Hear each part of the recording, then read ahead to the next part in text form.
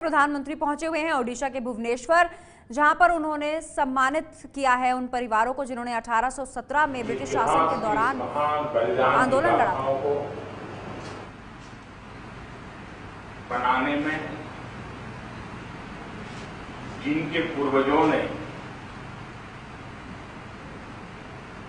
प्राण की बाजी लगा दी, उन परिवारजनों के दर्शन करने का सौभाग्य मिला है।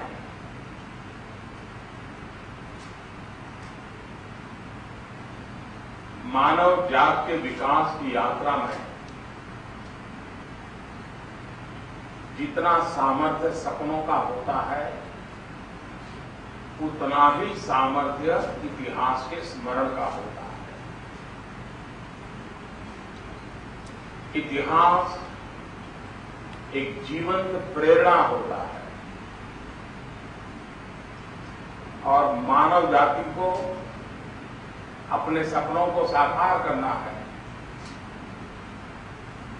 तो इतिहास के उन स्वर्णिम पृष्ठों के साथ अपने आप को जोड़े रखना चाहिए, उससे ऊपर उठने की कोशिश करनी चाहिए। उससे नीचे जाने का कभी भी किसी भी पीढ़ी में अवसर नहीं आना चाहिए। दुर्भाग्य से हमारे देश में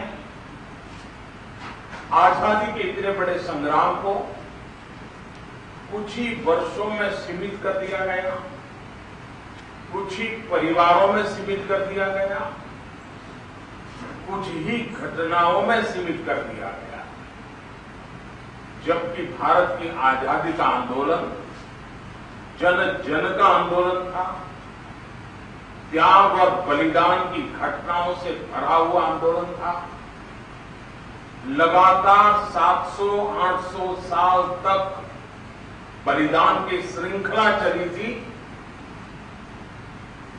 भारत जैसे स्वाभिमानी देश के लिए आवश्यक है कि हम उन सारी घटनाओं का स्मरण करें और इसलिए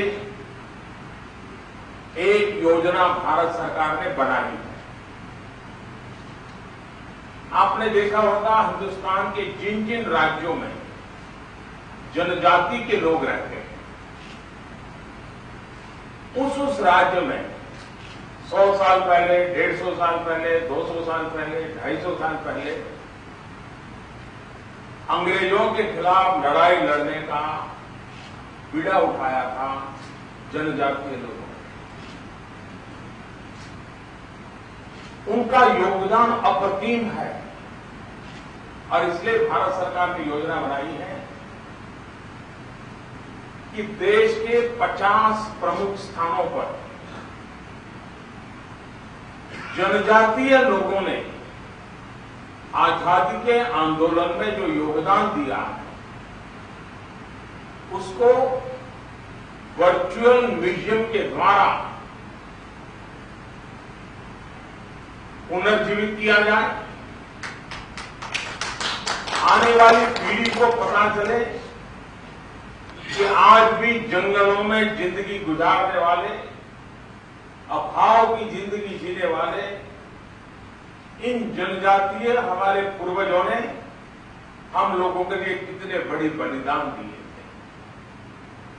समाज के उपेक्षित इन वर्गों के सामर्थ्य को, शौर्य को, समर्पण को, त्याग को, तपस्या को आने वाली पीढ़ी जाने, समझे, सीखे, जिए, उस दिशा में प्रयास है। उड़ीसा इस पूरी संघर्ष यात्रा में सिरमौर रहा है। यहां की जनजातीय सिरमौर रही है। सैकड़ों लोगों ने फांसी के तख्त को चूमा है। हजारों लोगों ने जवानी जेल में गुजारी है।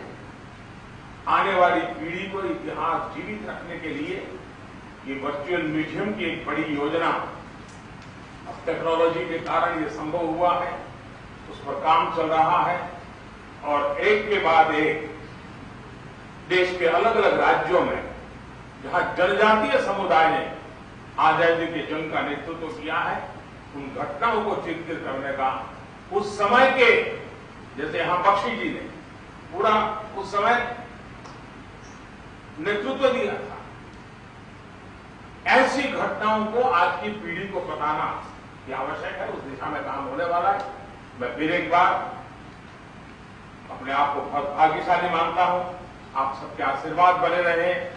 आपके पूर्वजों के त्याग और तपस्या के अनुकूल 2022 में जब आजादी के 75 साल मनाएंगे, देश को उस दिशा में उनके सपनों वाला देश बनाने के लिए हम भरपूर प्रयास करें।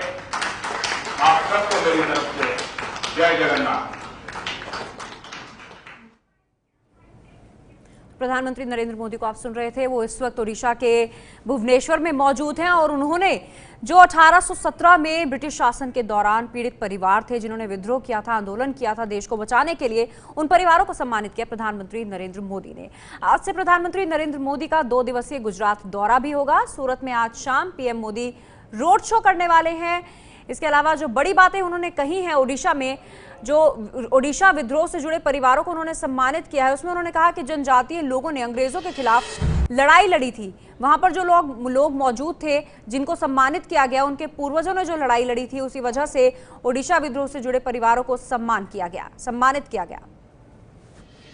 प्रधानमंत्री नरेंद्र मोदी का आज काफी व्यस्त कार्यक्रम रहने वाला है। ये तस्वीर हम आपको दिखा रहे हैं, सीधी तस्वीरें हैं। ओडिशा के भुवनेश्वर इस वक्त प्रधानमंत्री नरेंद्र मोदी पहुंचे हुए हैं। ये है एबीपी न्यूज, आपको रखे आगे।